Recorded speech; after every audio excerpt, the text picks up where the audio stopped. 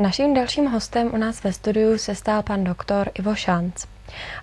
Pan Šanc není kutnohorským rodákem, narodil se ve Vrchlabí a vystudoval Přírodovědeckou fakultu na Univerzitě Karlově. Do Kutné Hory přišel v roce 1980. Pracoval jako výzkumník a následně také ředitel v Ústavu nerostných surovin v Kutné Hoře. V roce 1994 až 1998 byl v pořadí druhým porevolučním starostou Kutné Hory. Právě za jeho úřadování byla Kutná Hora zapsána na listinu památek UNESCO, stala se také členem České inspirace, Kutnou Horu navštívil prezident Václav Havel, anglický princ Filip, papežský nuncius Giovanni Coppa a další známé zahraniční i domácí celebrity. Uskutečnila se také první etapa rekonstrukce komunikací ve městě. Ministerstvo zahraničí sem pravidelně posílalo reprezentační delegace.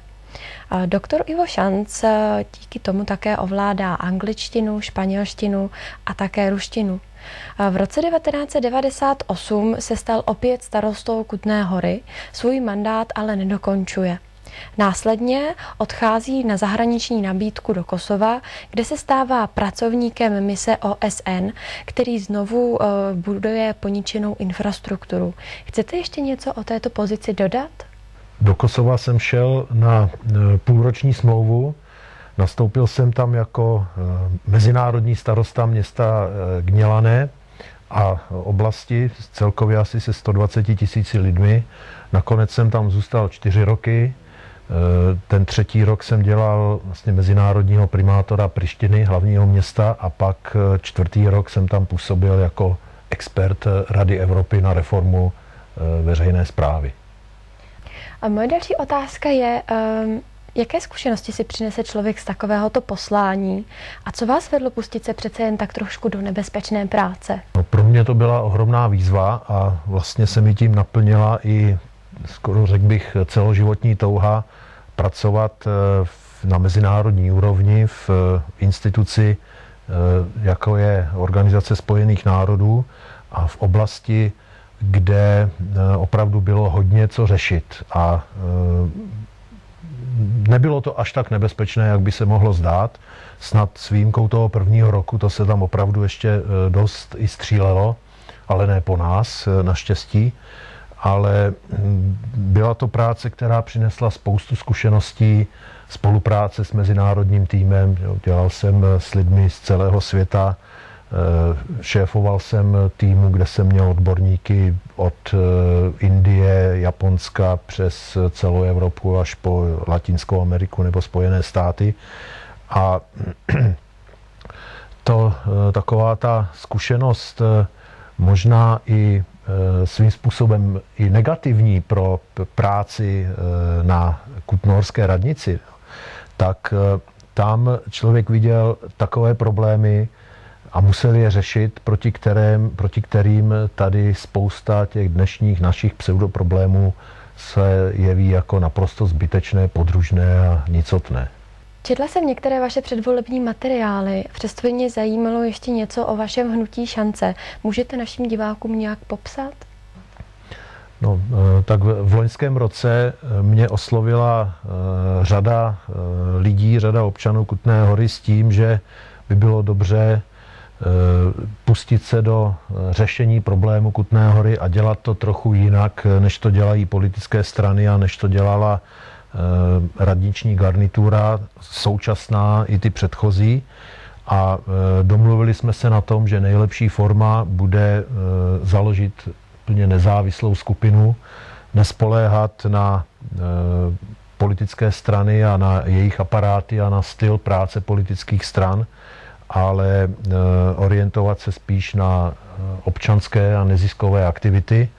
No a nakonec to vyústilo v to, že jsme založili sdružení, jediné skutečné sdružení nezávislých kandidátů. Sehnali jsme víc než 1800 podpisů a jdeme do komunálních voleb. A co bylo vlastně příčinou vrhnout se zpět do komunální politiky?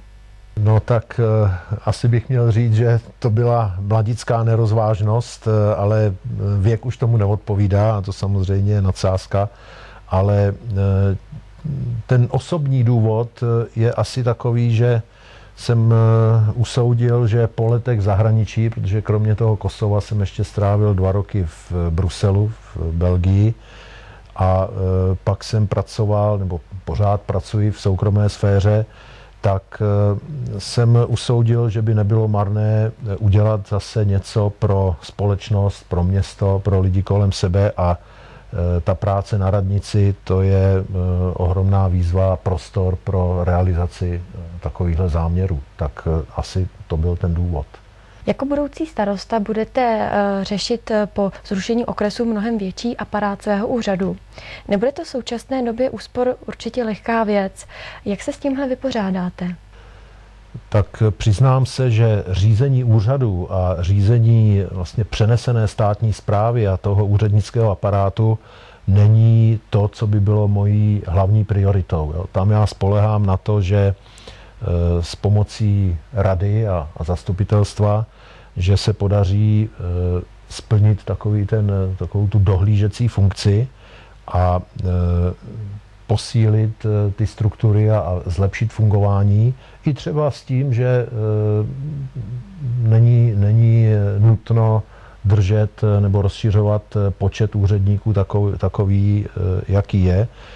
Určitě se budu snažit, aby ta práce úřadu byla co nejefektivnější, aby lidi byli motivováni, aby pracovali v dobrém prostředí, které by je motivovalo a vytvářelo jim podmínky pro práci, ale nejsem z těch, kteří by chtěli zasahovat do výkonu jejich úředních povinností. Jo. Já vidím funkci starosty a funkci místní správy, zastupitelstva rady trošku jinde, hlavně v těch rozvojových záležitostech a spíš v dohlížení a kontrole nad tím úřadem, než do nějakého intenzivního zasahování do jeho funkce.